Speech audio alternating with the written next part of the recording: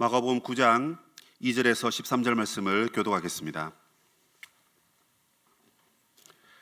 엿새 후에 예수께서 베드로와 야고보와 요한을 데리시고 따로 높은 산에 올라가셨더니 그들 앞에서 변형되사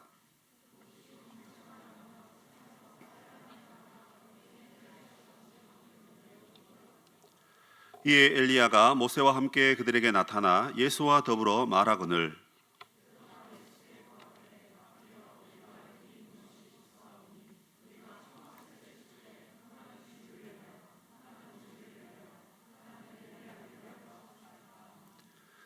이는 그들이 몹시 무서워하므로 그가 무슨 말을 할지 알지 못함이더라.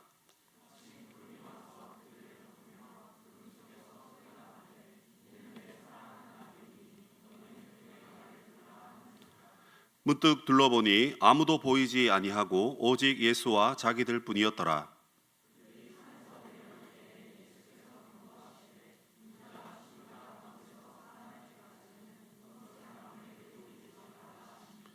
그들이 이 말씀을 마음에 두며 서로 문의하되 죽은 자 가운데서 살아나는 것이 무엇일까 하고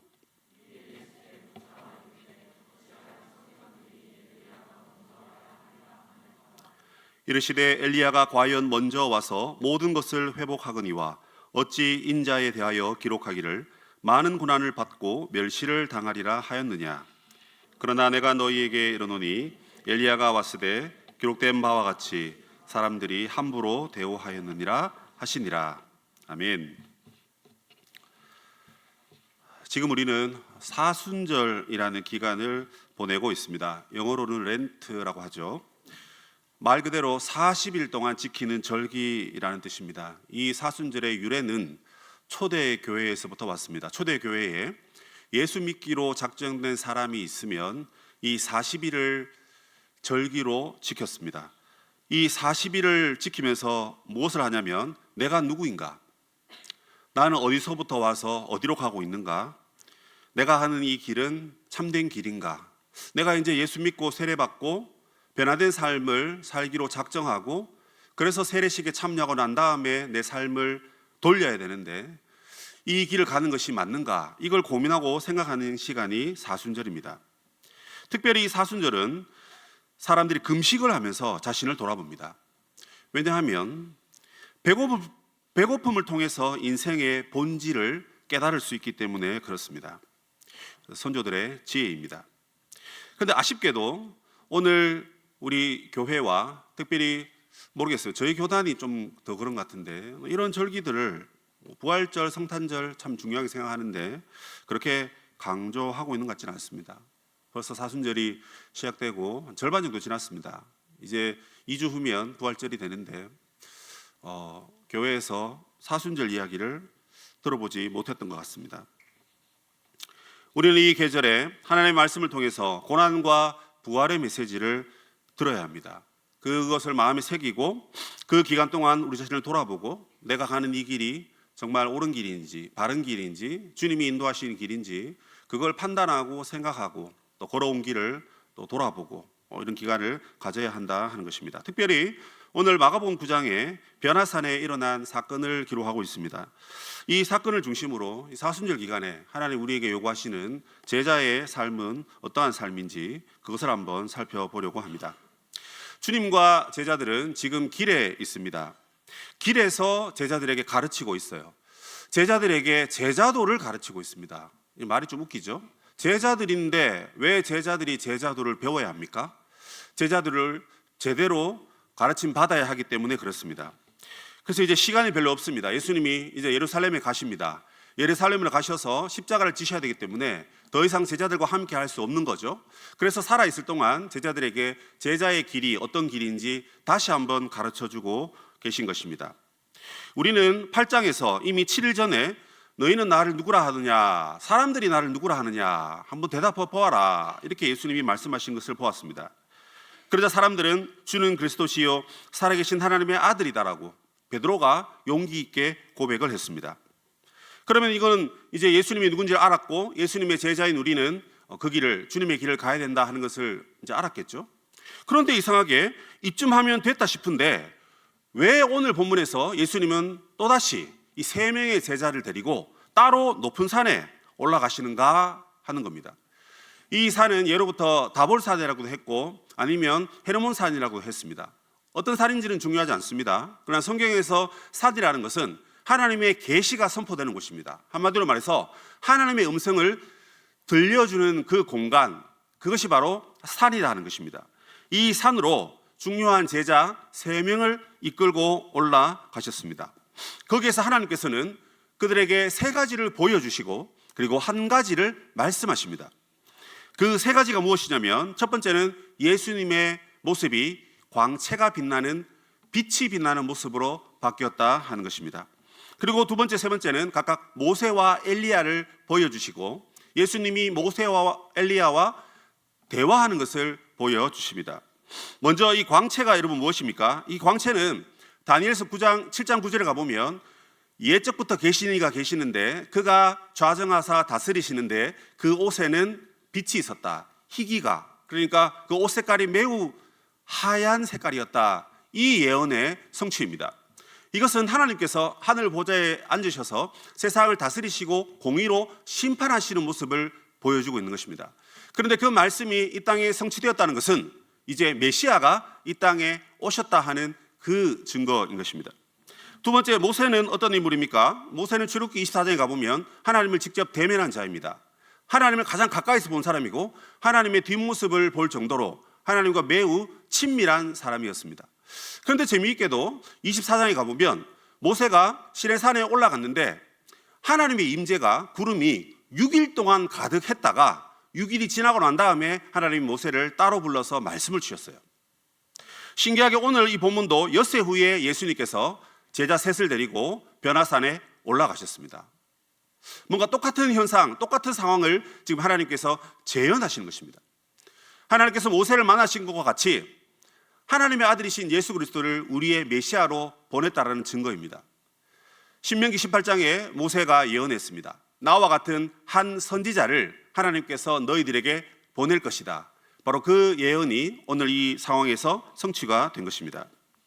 그러면 엘리야는 무엇입니까? 엘리야는 말라기 4장 5절에 가보면 여호와의 크고 두려운 날이 이르기 전에 내가 엘리야 선지자를 너희에게 보내겠다, 이런 예언을 하셨습니다. 이 예언을 유대인들이 어떻게 믿고 있었습니까? 유대인들은 이제 이 세상이 끝나고 하나님의 나라가 완성될 때 엘리야가 하늘에서 이 땅에 다시 내려온다, 이렇게 믿었습니다. 엘리야가 오면 우리 모두를 구원하고 회복시켜서 우리를 중심으로, 이스라엘을 중심으로 하나님 나라가 이 땅에 세워질 것이다, 이걸 믿고 기다렸고 말라기 선지자는 다시 한번 그것을 말씀해 주었습니다. 자, 그런데 예수님이 왜 하필 변화산에서 모세를 만나고 엘리야를 만났습니까? 그리고 그 옷이 희게 변했다는 것은 바로 예수님이 하나님이 보내신 구원자요 메시아다라는 사실을 성경 구절을 통해서 이제는 눈으로 확인시켜주는 장면입니다. 그런데요, 3가지를 보이시면서 1가지를 말씀하셨다고 했습니다. 그 말씀이 뭡니까? 너희는 그의 말을 들으라 하는 것입니다. 이 말씀은 마태복음 3장에 가보면 예수님께서 요단강에서 세례를 받으시고 물을 밖으로 나오셨을 때 하늘에서 소리가 임했습니다. 제자들에게 하신 말씀이죠. 사람들에게 하신 말씀입니다. 무슨 말씀입니까? 너희는 그의 말을 들어라 라고 하셨습니다. 똑같은 말을 2번 반복하고 있는데 더 놀라운 사실은 이 예언이 이미 신명기 18장에 기록되어 있는 예언이었습니다. 내가 모세와 같은 선지자 한 사람을 너희들에게 구원자로 보낼 것인데 너희들은 그 선지자의 말을 들어라, 이렇게 예언합니다. 그러면 이 4가지를 종합해보면 바로 하나님께서 예수님을 우리에게 보내셨습니다. 왜 보내셨습니까? 이 땅에 죽어가는 영혼들을 구원하고 하나님 나라를 완성하라고 보내신 것입니다. 그런데 제자들이 이 예수님에 대한 이해를 다르게 하고 있었어요. 예수님은 우리의 스승님이시고 하나님 나라를 완성하신 메시아이긴 한데 제자들이 생각하는 것과 하나님이 생각하시는 것이 일치하지 않았습니다. 제자들은 예수님께서 힘과 권능으로 이스라엘을 회복시킬 거라고 생각했습니다. 지금 로마의 식민 통치를 받고 있기 때문에 그 로마의 압제에서부터 벗어날 수 있는 것은 모세가 예언한 한 선지자가 와서, 그리고 말라기가 예언한 그 엘리야가 와서 우리를 힘과 능력으로, 칼과 창으로 로마의 압제로부터 우리를 건져내는 것이다. 그래서 싸움 잘하는 장군, 싸움 잘하는 임금, 그가 탄생하는 것이 바로 우리의 메시아다. 이렇게 믿고 있었던 것입니다. 자, 그런데 하나님이 보내신 메시아는 그런 메시아가 아닌 것입니다. 그런데 이스라엘 백성들은 여전히 자기의 스승을 그런 임금, 그런 메시아로 알고 있었던 겁니다. 착각하고 있었던 거죠. 그러니까 얘들아, 내가 너에게 보낸 메시아는 그런 메시아가 아니야. 너희들이 예수님이 뭐라고 말씀하시는지 한번 좀 잘 들어봐봐. 메시아는 맞아. 그런데 메시아가 우리를 구원하고 하나님 나라를 완성하는데 너희들이 원하는 방법으로 우리를 살리고 승리하고 구원하는 그런 메시아가 아니야. 내가 보낸 메시아, 내가 보낸 내 아들 예수 그리스도의 음성을 너희들이 좀 제발 좀 들어. 그 얘기를 하나님이 하시는 것입니다. 자, 그러면 하나님이, 예수님이 우리에게 들려주신 음성이 뭘까요? 그것은 마가복음 8장에 있습니다. 8장 31절 그리고 8장 34절이 예수님의 음성입니다. 먼저 8장 31절에 보면 예수님이 이렇게 말씀하십니다. 인자가 많은 고난을 받고 사람들에게 버림바 되어 죽임을 당하고 사흘 만에 살아나야 할 것이다. 무슨 말입니까? 우리의 스승이, 우리의 임금이, 우리의 메시아가 고난당하고 죽는다는 얘기를 하고 있는 겁니다. 여러분, 제자들이 이 얘기를 그 어떤 얘기보다도 싫어했습니다. 아니, 왜 죽습니까? 당신이 지금 당장 로마로 쳐들어가서 로마의 장군을, 황제를 없애고 이 나라를 독립시킬 개선 장군인데 왜 당신이 갑자기 죽는다는 얘기를 합니까? 에이, 그런 말씀 하지 마십시오, 예수님. 두 번째, 34절입니다. 무리와 제자들을 불러 이르시되 누구든지 나를 따라오려거든 자기를 부인하고 자기 십자가를 지고 나를 따를 것이니라. 많이 들었던 말씀이고 어디 있는지 모르지만 자기를 부인하고 자기 십자가를 지고 한 번쯤 다 들어볼 말씀이죠. 자, 그런데 예수님이 지금 자기가 메시아라는 그 입장에서 이걸 말하고 있는 것입니다. 그러면 하나님께서 우리에게 보내신 메시아는 어떤 메시아라는 뜻입니까? 영광과 승리의 메시아가 아니라 고난받고 자기를 부인하고 자기 십자가를 지고 험한 길 가는 메시아다 하는 겁니다. 그런데 제자들은 그걸 동의하지 않았고 믿지 않았고 따라가지 않았습니다. 그러니까 예수님이 하신 말씀을 제발 너희들이 좀 들어라라고 하나님이 두 번에 걸쳐서 시작할 때도 말씀하시고 또 고난의 길을 걸어가시면서까지 그 얘기를 하시는 것입니다. 그러므로 여러분, 이 변화산 사건의 요지는 메시아가 이 땅에 오셨고 하나님 나라를 곧 완성할 거다라는 것입니다. 그런데 그 방법이 뭐냐는 거예요. 방법이 뭐냐면 힘과 능력과 권능으로 적군들을 무찌르는 것이 아니라는 것입니다. 인자가 고난을 받고 인자가 사람들에게 무시를 당하고 인자가 십자가의 길을 감으로써 이 세상이 하나님 나라로 바뀔 것이다. 이걸 이야기하고 있는 것입니다. 그렇기 때문에 오늘 나의 제자들인 너희들도 이 길을 따라가야 된다라는 것이 이 변화산 사건의 핵심입니다. 자, 그럼 이렇게 질문할 수 있습니다. 예수님, 목사님, 그러면 이 변화산에서 예수님이 변화된 거 그거 왜 보여주셨어요? 그 영광스러운 모습이잖아요. 그건 예수님이 하나님이시라는 것을 보여주시는 것이잖아요. 예, 맞습니다. 예수님의 신적 권능을 나타낸 겁니다. 예수님이 하나님이신데 사람 되셨잖아요. 근데 사람 되셨는데 얘들아, 너희들 예수님 오해하지 말아라, 얕잡아보지 말아라, 예수님은 원래 하나님이시다 하고는 변화산에서 그 옷이 광채가 빛나는 하나님의 모습을 예수님에게 보여주신 거거든요. 그럼 이건 뭘 말하는 겁니까? 고난의 길이 있고 난 다음에 예수님이 부활의 모습으로, 영광의 모습으로 나타날 것이다. 그걸 여러분 반대로 보여주신 것입니다.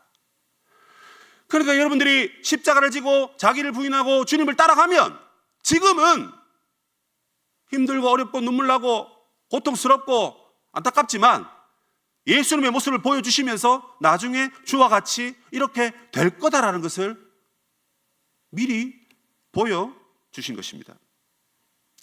그래서 이 변화산 이야기의 포인트는, 와, 예수님이 저렇게 아름답게 변화되셨어. 예수님이 저렇게 얼굴이 백옥같이, 그 몸이 너무너무 태양보다 더 밝은 모습으로 변화되셨어. 와, 예수님 화장 안 하셔도 얼굴 뽀얗게 나오고 참 좋겠네. 와, 나도 이제 저런 모습이 되고 싶어. 예수님 따라가면 저렇게 되겠지 해서 그것만 바라볼 게 아니라, 저렇게 되려면 먼저 자기를 부인하고 자기 십자가를 지고 주님을 따라야 된다 하는 것입니다. 그래서 예수님께서도 12절에서 다시 한번 이렇게 말씀하십니다. 얘들아, 어찌하여 인자에 대하여 기록하기를, 그러니까 성경에 인자에 대해서 이런 예언이 기록되어 있다는 것입니다. 그런데 너희들은 이 말씀을 어떻게 생각하니? 한번 들어볼래? 이 말입니다. 뭐라고 그럽니까? 많은 고난을 받고 멸시를 당하리라 하였느냐. 너희들이 생각하는 메시아는 너희들에게 좋은 것을 주는 능력과 힘의 메시아지만, 성경이 말하는 메시아는 오히려 사람들에게 멸시와 천대를 받고 고난의 길을, 십자가의 길을 가는 그런 메시아다라고 성경이 말하고 있는데, 그것에 대해서 너희들이 어떻게 생각하냐, 이 질문입니다. 그 말은 너희들은 제자들로서 그 길을 따를 준비가 되어 있느냐? 내가 그 길을 갈 건데, 내가 그 고난의 길을 갈 건데, 제자인 너희들은 그 길을 따라올 각오가 되어 있느냐? 이걸 지금 예수님이 물으시는 것입니다. 우리 사랑하는 청년 여러분, 또 하나님의 백성 여러분, 우리 모두 다 변화산에서 변화하신 그 예수님의 모습을 보고 참 좋겠다, 우리도 저렇게 되면 좋겠다. 그런데 여러분, 그 앞에 뭐가 있어야 된다고요? 주님을 따라가는 제자의 길이 있어야 된다고 성경이 말하고 있습니다. 그래서 우리에게 이 사순절 고난의 이 여정, 고난의 길 가운데 우리는 잠깐 우리의 성공과 우리의 완성과 우리의 아름다운 미래를 잠시 내려놓고 그 영광의 길로 가기 전에 먼저 고난의 길에 대해서 한번 생각을 해보아야 될 것 같습니다. 고난이 없이는 여러분 얻는 게 없습니다. 그렇지 않습니까? No pain, no gain입니다. pain, 고통이 없으면 gain, 얻는 게 없다는 것입니다. 여러분들 오늘 여러분의 삶의 자리까지 오기까지 얼마나 여러분 많은 고통과 어려움의 순간들을 살아오셨습니까? 그 정도 열심히 하셨으니까 지금 그 자리에 계시는 겁니다. 반대로 말하면 여러분들이 그런 고통이 아무것도 없었다면, 그래서 여러분 지금 그 모양 그 꼴로 계시는 겁니다. 세상은 너무 여러분 단순합니다. 내가 노력 안 했는데 어떻게 하루아침에 영광의 자리에 오를 수 있겠습니까? 올림픽에서 금메달 따는 친구들의 모습을 여러분 곁에서라도 한번 보셨습니까? 다큐멘터리를 한번 보세요. 얼마나 그들이 여러분 모든 걸 다 제쳐놓고 거기에 매진하고 거기에 몰두합니다. 그래서 여러분 금메달이냐 은메달이냐 동메달이냐, 우리는 그걸 가지고 그 사람들을 판단하죠. 하지만 그 사람들은 그 메달이 중요하지 않고 그곳에 이미 갔다라는 것, 그 올림픽의 현장에 섰다라는 것, 그들과 경험했다라는 것, 그래서 내가 열심히 했다라는 것, 결과에 연연하지 아니하고 거기에 참여해서 나는 그 기쁨을 만끽했다는 것, 거기에 여러분 그들이 기쁨을 누리는 것을 보게 됩니다. 얼마나 여러분 몇 년 동안, 4년, 5년 동안 죽을 고생을 하고 그 고통의 시간, 하루하루 고통의 시간, 날이 갈수록 고통이 쌓이는 그 시간, 그걸 이겨내고 결국에는 그 영광의 자리에서 노메달이라도 나는 해냈다라는 그 성취감으로 그들이 뭔가 마음의 하나를 얻어서 나오는 그 뿌듯한 마음. 이 세상에 우리 영광의 자리에 오르기 전에 여러분 공짜로 되는 것은 아무것도 없습니다. 자, 그런데 세상적인 성공을 위해서도 그렇게 살아가야 되는데, 우리는 제자라고 한다면, 주님의 제자라고 한다면 여러분 고난의 길을 가야 됩니다. 자, 그런데 이 고난의 길을 여러분 내가 못나서 가는 그 길을 말하는 게 아닙니다. 내가 못나서 고난받는 거, 그걸 갖고 얘기하는 게 아닙니다. 여러분, 내가 못나서 당하는 고난은 그건 당해도 싼 겁니다. 물론 그런 고난을 안 당하면 좋지만, 내가 이거밖에 안 되는데, 그래서 내가 어려움을 당하는데 그걸 어쩌란 말입니까? 오늘 말씀하는 이 고난은 너가 주님의 제자가 되려면, 너가 하나님의 백성이라면 너가 예수 그리스도의 제자라면 마땅히 이 길을 걸어가야 된다는 것입니다. 주님이 그 길을 걸어가셨기 때문에 그렇습니다. 그래서 주님의 고난에 대해서 생각해 보기를, 주님이 여러분 왜 고난당하셨습니까? 여러 가지 이유가 있겠지만 두 가지를 생각해 봅시다.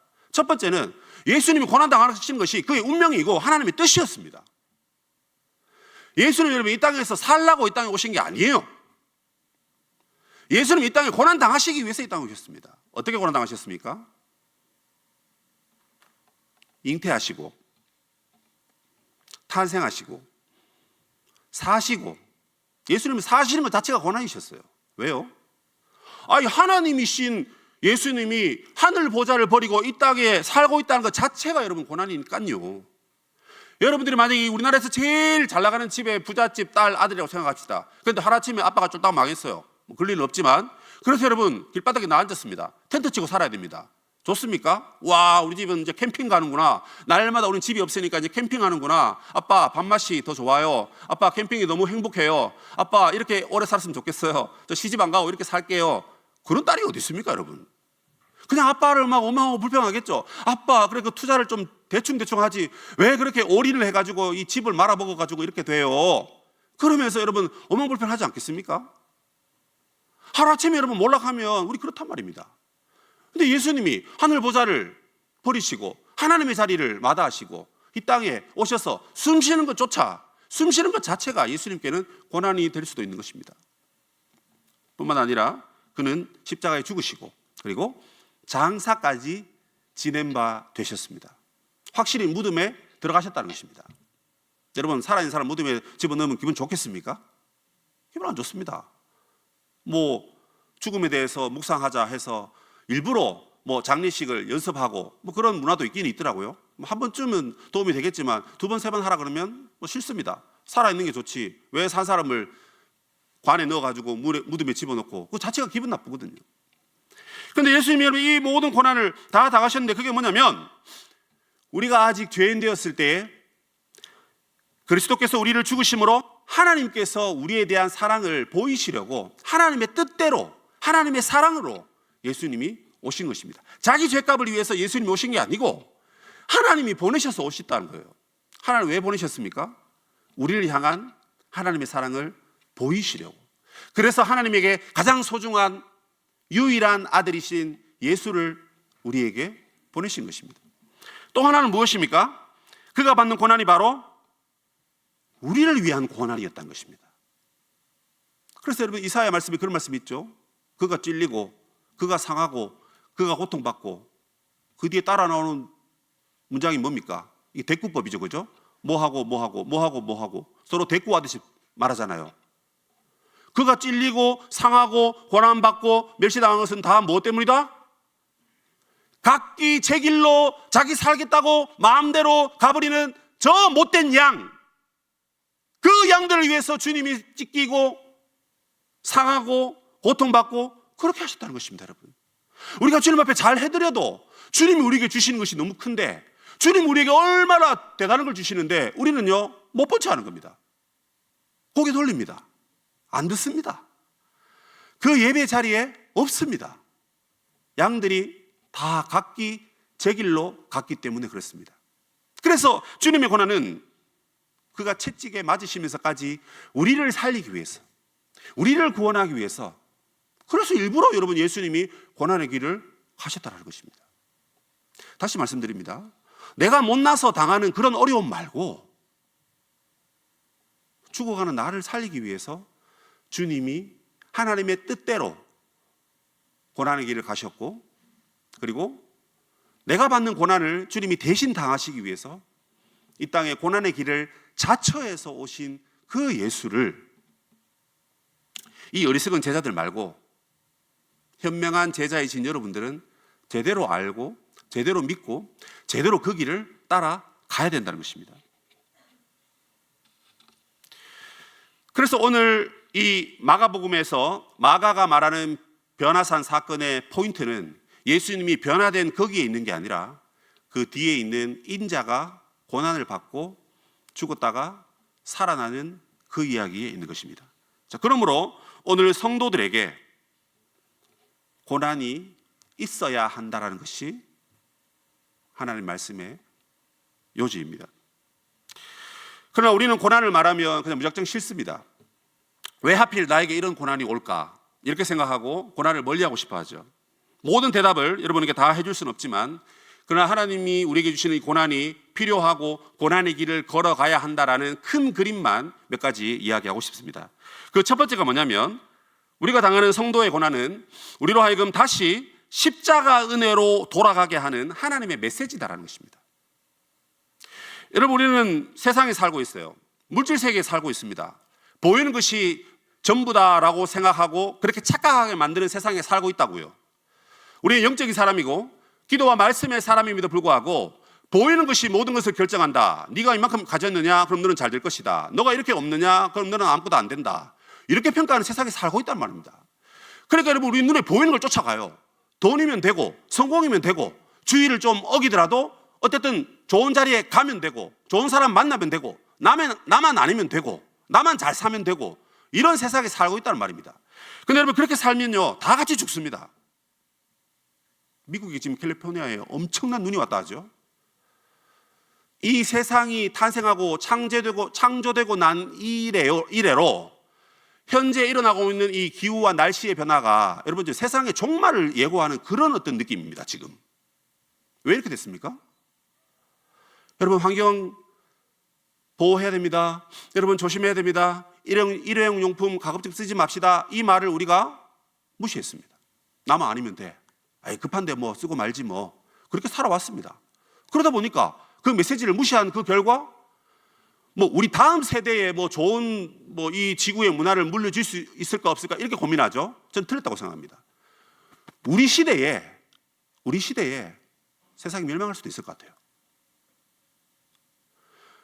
하나님이 천지를 창조하실 때 셋째 날 땅과 바다와 물을 경계를 정하셨습니다. 야, 물들아, 너희들 저쪽으로 모여 있어. 그리고 물들이 한쪽으로 모이니까 묻이 드러나서 거기가 땅이 됩니다. 그 땅 위에 하나님이 식물을 막 자라게 하셨어요. 그래서 셋째 날에 하나님이 물아, 너희들은 내가 더 이상 명령하기 전에 절대 이 땅으로 올라오면 안 돼. 그래서 너희들께 모여 있어 해가지고 바다가 된 거예요. 하나님이 지금 그래 말씀하셔서 창조 원리로 지금 계속 가니까 이 땅과 이 민족이 이 세상이 지금 이렇게 겨우 살고 있는데, 이걸 지금 여러분 우리가 경고의 메시지, 자연이 보내는 경고의 메시지를 무시했기 때문에 지금 바다의 물이 땅 위로 올라들어와서 다 죽게 생겼습니다. 여러분. 하나님이 여러분 인생 가운데 고난이 올 때 이 고난이 다시금 십자가 은혜로 돌아가게 하는 하나님의 메시지다, 이 생각은 안 해봅니까 우리가? 조금만 불편하면 싫고, 조금만 힘들면 이건 내한테 안 맞고, 조금만 어려운 길이라 그러면 야, 내가 왜 이 고생을 하고 이 길을 가지? 저 편하게 가는데 나도 저 길 가면 좋겠는데 하면서 그냥 발로 뻥뻥 차버리고, 회사에 위에 있는 사람들 보기 우습게 알고, 회사에서 참 어렵게 일하는 다른 사람들, 저 바보 같은 인간들, 그러면서 속으로 욕하면서 나는 이 회사에 안 다녀야지, 더 좋은 데 가야지, 더 좋은 데 가야지, 그렇게 생각하면서 왜 고난을 십자가 은혜로 다가오라는 하나님의 메시지를 무시하는지 여러분, 우리 자신을 다시 한번 돌아봐야 할 것 같습니다. 또한 성도가 받는 고난은 하나님이 나를 사랑하신다는 여러분 증거입니다. 히브리서 12장 6절에 이런 말씀이 있어요. 주께서 그 사랑하시는 자를 징계하시고 그가 받아들이시는 아들마다 채찍질하심이라.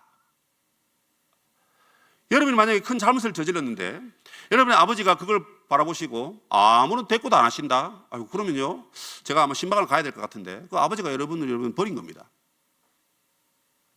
목회자들 사이에서 그런 말이 있습니다.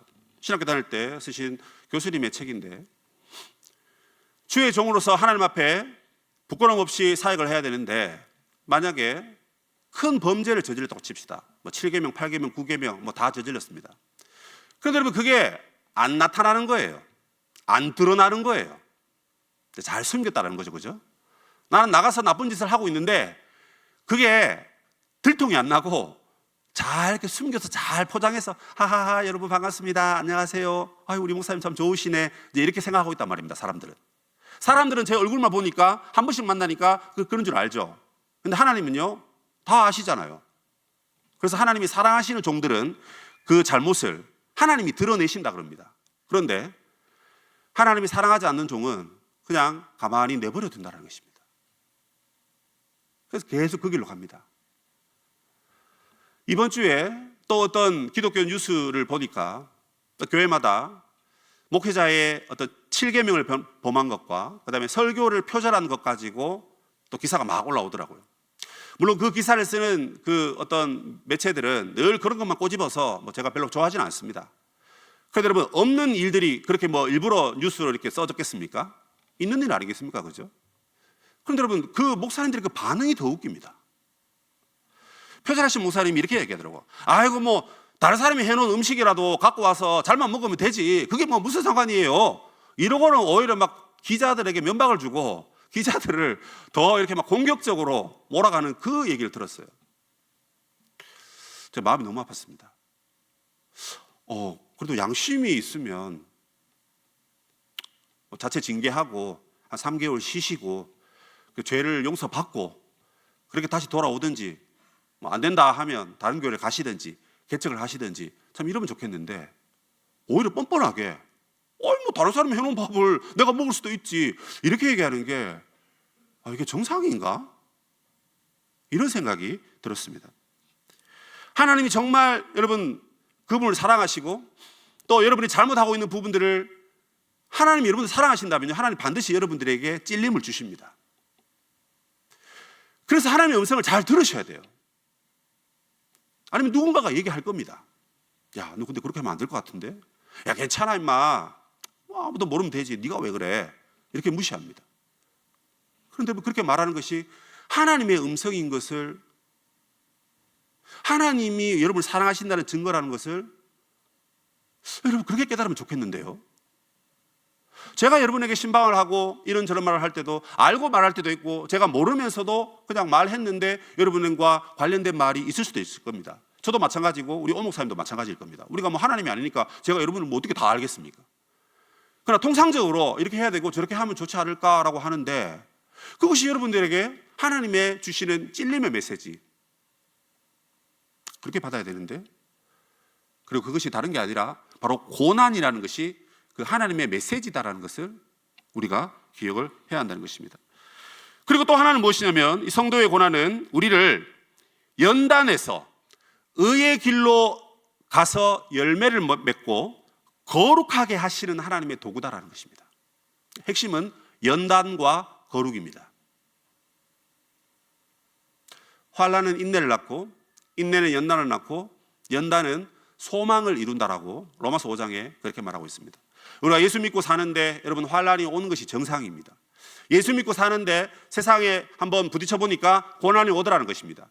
그런데 여러분, 그 환난은 우리에게 인내를 낳고, 인내가 쌓이면 우리가 연단받아서 어떠한 고통에도 더 이상 넘어지지 않는, 다시 일어나는 오뚜기가 된다는 것입니다. 그리고 거기서 끝이 아니라 그 연단받은 우리의 어떤 믿음이 저 하나님의 나라, 하늘나라를 소망하는 믿음의 방향으로 이끈다는 것입니다. 그래서 우리를 거룩하게 하는 도구가 고난입니다. 이렇게 생각하면 우리가 자처해서 일부러 자기에게 고난을 줄 필요는 없지만, 말씀대로 잘 믿고 잘 살려고 할 때 나에게 다가오는 이런저런 어려운 문제들, 어려운 상황들, 물론 그 속에는 내가 못나서 받는 고난도 있지만, 어쨌든 내가 그렇게 하지 않았는데 그렇게 받는 고난들은 다 우리에게 유익하다 하는 것을 오늘 성경이 여러분 말해주고 싶은 것입니다. 그러면서 제자는 고난을 바르게 해석해야 된다라고 여러분들에게 권고하고 싶습니다. 고난은 더 이상 우리가 피해야 될 것이 아닙니다. 고난이 오면 그 속에서 하나님의 음성을 들으셔야 되고, 그 속에서 하나님의 인도함을 받아야 됩니다. 하나님이 우리를 사랑하신다는 것을 깨닫고 오히려 눈물로 하나님 앞에 반응해야 된다는 것입니다. 그래서 고난은 감사이고, 고난은 기쁨이고, 고난은 은혜다 하는 것입니다. 마침 사순절이 끝나가고 있고 이제 다음 주면 고난주간을 우리는 기다리고 있습니다.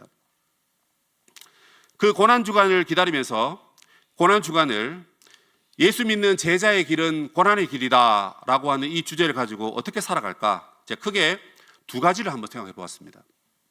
이제 말씀을 정리하면서 이 크게 두 가지를 여러분 마음에 실천사항으로 함께 받아들이면 좋겠습니다. 첫 번째는 무엇이냐면, 예수님과 평소보다 더 가까이 지냈으면 좋겠습니다. 여러분들이 나를 위해서 고난당하신 그 예수님과 더 가까이 지내자라는 것입니다. 자, 이러면 너무 두루뭉술하니까 구체적으로 세 가지를 생각해 보았습니다. 첫 번째는 무엇이냐면 예수님을 묵상하자라는 것입니다. 예수님을 묵상하자. 예수님에 관한 여러분 책이라도 하나 읽으십시오. 난 책 읽기가 싫다. 그러면 예수님과 관련된, 고난과 관련된 영화라도 한 편 보면 좋겠습니다. 안 되면 같이 보든지. 연극도 있고 많이 있지 않겠습니까? 그래서 예수님을 묵상해야 되는데 말씀 읽고 묵상하고 제일 좋은데 안 되면 독서라도 하고 영화라도 하면서 예수님과 좀 더 가까이 지내는 묵상의 시간을 보내자는 것입니다. 두 번째로는 예수님을 위해서 절제하는 삶을 좀 살았으면 좋겠어요. 자기를 부인하고 자기 십자가를 져야 되니까. 그래서 무엇을 절제합니까? 여러분, 만남을 조금 절제하면 좋겠어요. 이제 봄이 오고 꽃이 피니까 놀러 가고 참 좋잖아요. 그런데 고난의 기간을 보내면서 조금 만남을 절제하고, 두 번째, 취미 생활을 조금 절제하면 좋겠습니다. 운동 하루 안 한다고 죽는 거 아닙니다, 여러분. 내가 아무리 좋아하는 취미라도 조금 그냥 아무 생각 없이 쉬는 게 아니라 예수님을 묵상하면서 그걸 조금 쉬자라는 것입니다. 그리고 여러분, 돈 쓸 때 많죠, 그죠? 근데 불필요한 것들을, 돈 쓰는 거를 조금 절제하는 기간을 보내면 어떨까, 그런 얘기를 드리고 싶습니다. 적어도 고난주간 한 주간 보내면서 매일 그렇게 하긴 힘들겠지만 내가 좀 생각을 하면서, 바쁜 일을 하셔야 되니까 여유 있는 그 시간 내가 독서도 하고 영화도 보면서 예수님을 좀 더 묵상하고, 그리고 만남을 조금 줄이고 취미생활도 조금 줄이고 돈 쓰는 것도 불필요한 것들을 다음 주 쓰면 되니까 조금 줄여서 우리가 절제하는 삶은 어떨까. 그리고 또 하나는 무엇이냐면 예수님을 전하고 나누는 일에 한번 좀 힘을 쓰면 좋겠습니다. 예수님을 전하고 나눈다, 거기에 이제 고난이 따라오거든요. 그런데 여러분, 예수님을 전하고 나누는 것은 우리의 한 끼 금식으로 이어지면 좋겠어요. 그러니까 내가 한 끼 금식하고 커피도 한 잔 금식하고 그러면 한 10,000원 정도 나오겠죠, 그죠? 그럼 그거를 좋은 곳에 쓸 수 있도록 물질을 나눈 곳에 쓰면 좋겠습니다. 여러분들이 3월 달에 우리 교회 선교 작정 헌금을 하신 분도 있으시고, 또 그때그때 내겠다 하는 분도 계실 거죠. 그리고 자아 헌금을 작정한 분도 계실 거고, 또 나는 그때그때 돈 생기면 하겠다, 이런 아주 넓은 마음으로 그런 마음 갖고 있는 분도 계실 겁니다. 그런데 이번 고난주간에 여러분들 가능하면 일주일에 하루 정도 한 끼 금식하고 커피 한 잔 금식하고 10,000원을 모아서 오는 부활절 헌금도 드리지만 자아 헌금이라든지 구제 헌금이라든지 선교 헌금으로 이름 써도 좋고 안 써도 좋고 아무 상관없습니다. 근데 그걸 하나님께 드릴 수 있는 모습을 하나님께 드리면 좋겠습니다. 제가 다 확인할 수는 없으니까 여러분들 마음으로 동의가 되시면 함께 동참하면 좋겠습니다. 그래서 첫 번째, 예수님과 더 가까이 지내기, 묵상하고 절제하고 금식하고 나누자를 드렸고, 그리고 마지막으로 한 가지 더는 자발적 불편 운동이라 하는 문구를 말씀드리고 싶습니다. 이미 기독교 윤리 실천 운동에서 수년 전부터 계속 해왔던 운동이고, 저는 여기 단체랑 큰 상관은 없는데 이 문구가 제 마음에 들었습니다. 자발적 불편 운동. 우리가 예수님의 제자의 길을 걸어가는 사람들은 제자이기 때문에 우리가 당하는 어떤 고난의 길을 기쁨으로 감수하고 걸어가야 된다는 것입니다. 그러려면 가만히 있어도 우리가 고통을 받을 수 있지만 스스로 우리가 그 고난의 구름텅이로 뛰어들자라는 것입니다. 자, 이렇게 얘기하니까 갑자기 겁이 나죠, 그죠?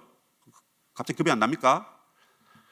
제가 말씀드리고 싶은 것은 우리가 평상시에 이거 너무 편리하게 살았던 건데 오히려 고난에 동참하면서 내가 불편해지자라는 것입니다.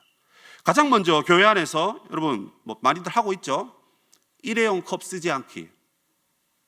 자발적 불편 운동 하자 하니까 여러분 다 죽으러 가자 이렇게 듣지 마시고 평상시에 우리가 할 수 있는 그 불편함들을 불편하게 살자라는 것입니다. 음식물 쓰레기 줄이기, 친환경적으로 살기. 자취하는 친구들 장 보러 가죠, 그죠? 장바구니 들고 갑니까? 네, 저는 이 몰골을 하고도 슈퍼 갈 때 장바구니 들고 갑니다. 좀 부끄럽죠, 그죠? 아저씨네 한데 아저씨가 되면 부끄러움이 없습니다. 근데 여러분, 환경을 생각해서 자발적으로 불편하게 들고 갑니다, 여러분. 부끄럽지 않습니다. 지구를 살려야죠. 환경 관련 뉴스를 본다든지, 그리고 가까운 거리는 차로 운전하지 아니하고 걸어가는 것도 필요한 것 같습니다. 한 2정거장, 3정거장은 여러분 버스 타지 말고 또 걸어가면 어떨까요? 쓰레기 분리를 철저히 하자. 우리 1, 2, 3부는요, 특히 2, 3부는 교회 주차장이 미어 터져서 난립니다. 근데 여러분, 구례동, 장기동, 마산동, 그 외에 인천에도 오시고 멀리서도 오시는데 자발적 불편운동, 차 안 갖고 오기. 4부는 그런데 자리가 텅텅 비었으니까 늦지나 마시고 차 몰고 와도 아무 상관없는데, 가급적 여러분들이 2부, 3부를 오신다면 이 차를 안 갖고 오는 것도 자발적 불편운동이 될 수 있겠다. 내가 예수 믿고 예배 드리려고 하는데 내가 걸어가야 되고 힘들고 땀 흘려야 되고 이게 약간 고난인데, 그래도 내가 주님을 위해서, 교회를 위해서, 이웃을 위해서 내가 이렇게 살아가면 좋겠다. 이런 마음들이 우리에게 생겨났으면 좋겠습니다. 이 외에도 자발적으로 우리는 불편함을 감수할 수 있는 운동들이 많이 있을 것 같아요. 신앙생활 하면서 내가 할 수 있는 그 무엇, 각자 생각해보고 함께 이야기해보고, 그래서 스스로 고난의 길을 걸어가도 괜찮다, 이거 할만하네, 오히려 이것이 내 몸에 익으니까 야, 이렇게 사는 것이 더 편하다. 그래서 주님이 가신 그 길을 따라가는, 고난의 길을 가는 그런 저와 여러분들이 되면 좋겠다.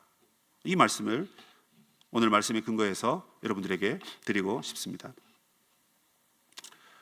말씀을 잘 다 적고 난 다음에 저도 모르게 G.O.D의 길이라는 노래를 흥얼거리고 있더라고요. 아쉽게도 이게 CCM이 아니라서 오늘 이제 부를 수가 없는데 2001년도에 G.O.D 세대더라고, 온 목사님하고 저하고. 그래서 물어보니까 우리 30대 중반 초반 목사님들도 알죠 이러면서 제가 초등학교 때 이러더라고요. 그래서 초등학교 때? 우리 대학교 때인데 이러는데, 아마 여기 2000년도 90년도 후반에 태어난 분들은 초등학교 저학년 때 들어본 노래가 아닐까 싶어요. 교회니까 오늘 가서 꿈터 있을 때 같이 부르지 마시고 집에 가서 한번 들어보시는데, 그 가사에 이런 말이 있죠. 내가 가는 이 길이 어디로 가는지, 어디로 날 데려가는지, 그곳은 어딘지 알 수 없지만 노래가 막 떠오르죠. 나 알 수 없는데 오늘도 난 걷고 있네, 이러고 말하고 있어요. 많은 이들이 이 길을 가지만 아직도 내가 어디로 가는지 알지 못한다. 이 길이 정말 나의 길인가? 아직도 고민하나? 계속 질문하고 있습니다. 아마 이 G.O.D 멤버들이 모르겠어요. 그 질풍노도의 시기를 걸어왔고 그 가운데 이제 길을 막 찾고 안 찾아지고 애쓰고 연습생 시절에 눈물 나고 어떤 그런 추억들을 다 떠올리면서 가사에 막 다 담아낸 게 아닌가, 이런 추측을 해봤습니다. 근데 중간에 또 이런 말이 있습니다. 이 길 끝에서 내 꿈이 이루어질까? 그러니까 이제 길을 발견했는데 이 길 끝에서 나는 내 꿈을 이룰 거야, 이러면 안심이 되는데, 이 가사가 뭐냐면 이 길 끝에서 내 꿈이 이루어질까? 내가 원치 않았던 원했던 간에 어쨌든 길을 가고 있고 그 길이 맞춰질 건데, 그 길 끝에서 과연 나는 내가 꿈꾸는 그 길에서 내 꿈을 이뤄낼 수 있을까? 걸어가면서까지도 이 염려하고 걱정하고 있는 것을 봅니다. 근데 이 가사만 보니까요, 오늘 하나님의 말씀에 더 이상 염려하거나 걱정하거나 내 꿈이 어떻게 이루어질까 고민하지 말라라는 음성이 들립니다. 왜요? 예수 믿은 우리는 이미 다 제자의 길을 가기로 정해져 있습니다. 아무도 아멘이 없다, 그죠? 이미 다 우리는 제자의 길로 지금 들어섰습니다. 내가 원했든 원치 않았든 빨리 가든 늦게 가든 주님이 그 길을 계속 이끌고 가시고 앞서 가셨고 그 길 끝에 주님이 기다리고 계시고, 이거 어디서 많이 듣던 말씀이다, 그렇죠? 그러면 우리는 이 제자의 길을 가면 됩니다. 자, 그런데 생각해야 될 것은 영광만 있는 것이 아니라 고난이 있다라는 겁니다. 근데 그 고난을 여러분 걸어가면 됩니다. 인생은 여러분 3가지 갈래길이 있다 그랬습니다. 어떤 수필가가 그렇게 얘기했어요. 첫 번째는 과거의 길입니다. 지나온 길이기 때문에 생각할 필요가 없습니다. 왜 후회합니까? 돌아갈 수 있나요? 아니잖아요. 그냥 신경 끄세요. 그리고 앞길입니다. 앞길. 앞길은 내일입니다. 내일이 오지 않았어요. 근데 왜 신경 써요? 그것도 신경 끄세요. 그럼 무슨 길? 지금 이 길. 오늘 여러분들이 걸어가야 할 길. 지금 내가 한 발짝 한 발짝 시간이 1초, 2초 흘러가듯이 여러분들이 한 발짝 한 발짝 한 발짝 걸어갈 그 길만 보면 됩니다. 근데 그 길은 제자의 길이고 고난이 있지만 주님이 이끌고 동행하고 함께 하시는 길이기 때문에 문제가 없습니다. 고난은 당연히 주어지는 거구나. 그냥 고난 무시하고 가시면 됩니다. 그게 바로 제자가 걸어가야 할 길이고, 특별히 사순절 고난 주간을 앞두고 우리가 한번 다시 생각해 봐야 될 제자의 길이라고 생각합니다. 사도 바울은 하나님의 능력을 따라 복음과 함께 고난을 받으라라고 자신 있게 얘기했습니다. 자기가 그렇게 살았거든요. 우리가 여러분 그렇게 산다면 우리의 후손들 자녀들에게도 복음과 함께 제자의 길, 복음과 함께 고난의 길을 걸어가라 이렇게 말할 수 있을 것입니다. 오늘 이 말씀을 여러분 마음에 새기고 이제부터 우리의 길은 제자의 길이고 고난의 길이다. 하지만 나 두려워하지 않는다. 주님이 함께 하신다. 그 길 끝에 변화산에서 변화되신 예수님처럼 우리도 부활의 능력으로 바뀔 것이다. 그래서 그 표대를 향해서 제자의 길을, 고난의 길을 잘 달려가는 우리 모든 청년들과 주의 백성들 되시기를 주님의 이름으로 부탁드립니다. 아멘.